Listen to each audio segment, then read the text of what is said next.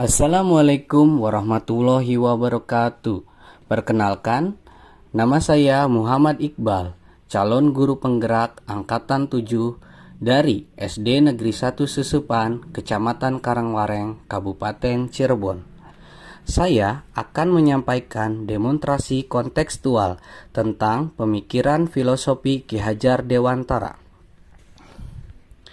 Filosofi pendidikan menurut Ki Hajar Dewantara adalah pendidikan yang berpihak pada anak. Ki Hajar Dewantara menjelaskan bahwa tujuan pendidikan yaitu menuntun segala kodrat yang ada pada anak-anak agar mereka dapat mencapai keselamatan dan kebahagiaan yang setinggi-tingginya, baik sebagai manusia maupun sebagai anggota masyarakat. Oleh sebab itu, pendidikan itu hanya dapat menuntun tumbuh atau hidupnya kekuatan kodrat yang ada pada anak-anak agar dapat memperbaiki lakunya, bukan dasarnya, hidup dan tumbuhnya kekuatan kodrat anak. Ki Hajar Dewantara membuat analogi yang cukup menarik mengenai seorang pendidik yang diibaratkan sebagai seorang petani atau tukang kebun. Anak-anak itu seperti biji tumbuhan yang disemai dan ditanam oleh Pak Tani atau Pak Tukang Kebun di lahan yang telah disediakan.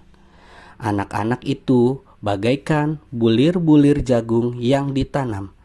Apabila biji jagung ditempatkan di tanah yang subur dengan mendapatkan sinar matahari dan pengairan yang baik, maka meskipun biji jagung adalah biji jagung yang kurang baik, namun tetap dapat tumbuh dengan baik karena perhatian dan perawatan dari petani.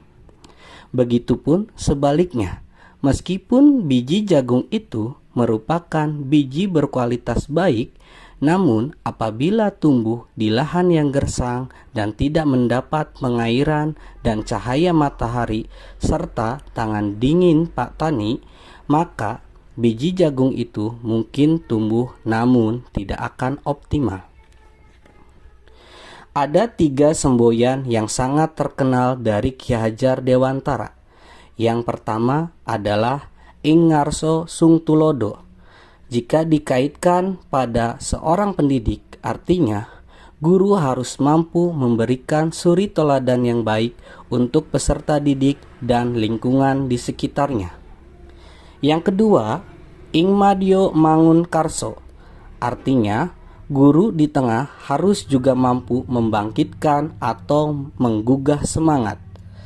Yang ketiga, Tutwuri Handayani. Guru di belakang memberikan motivasi kepada peserta didiknya. Lalu, bagaimana sih relevansi dari pemikiran Ki Hajar Dewantara tentang transformasi pendidikan? Nah, ada 3 kerangka perubahan Ki Hajar Dewantara yang terkait dengan transformasi pendidikan.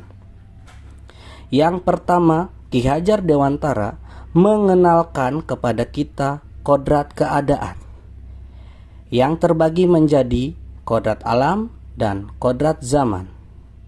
Yang dimaksud dengan kodrat alam yakni lingkungan anak, sosial budaya, kearifan lokal, dan semacamnya.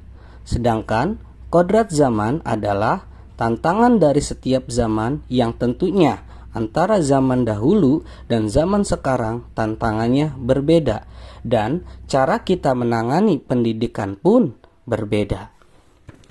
Yang kedua adalah prinsip perubahan.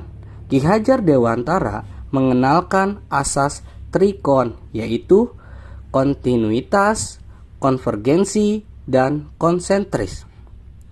Kontinuitas maksudnya adalah kita harus melakukan dialog yang kritis tentang sejarah dan dalam bergerak maju ke depan, kita tidak boleh lupa akan akar nilai budaya yang hakiki dari masyarakat.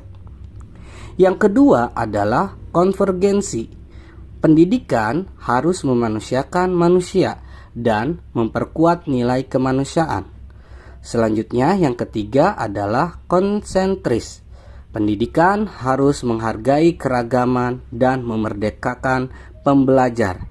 Karena setiap orang diibaratkan sebagai planet yang berputar dan beredar sesuai orbitnya, sehingga pendidikan itu harus menghargai keunikan dan memerdekakan peserta didik. Kerangka yang ketiga adalah terkait dengan budi pekerti. Bagi Ki Hajar Dewantara, budi pekerti ini sangatlah penting. Budi pekerti terdiri dari dua kata, yaitu budi dan pekerti.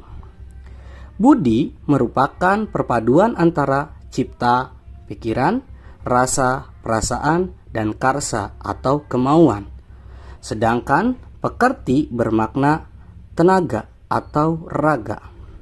Karenanya, pendidikan itu haruslah holistik dan seimbang, sehingga ada perpaduan antara olah cipta, olah rasa, olah karsa, dan olah raga. Pendidikan yang seimbang akan menghasilkan kesempurnaan budi pekerti yang membawa anak pada kebijaksanaan. Ki Hajar juga mengenalkan konsep pendidikan yang berhamba pada anak. Maknanya, seorang pendidik harus memandang anak dengan rasa hormat dan semua kegiatan yang dilakukan sebagai pendidik haruslah berorientasi pada kebutuhan dan kepentingan anak. Semua yang kita lakukan sebagai pendidik harus berorientasi penuh pada murid, bebas dari semua ikatan, dengan suci hati mendekati sang anak, tidak untuk meminta suatu hal, namun untuk berhamba pada anak. Anak bukanlah tabula rasa.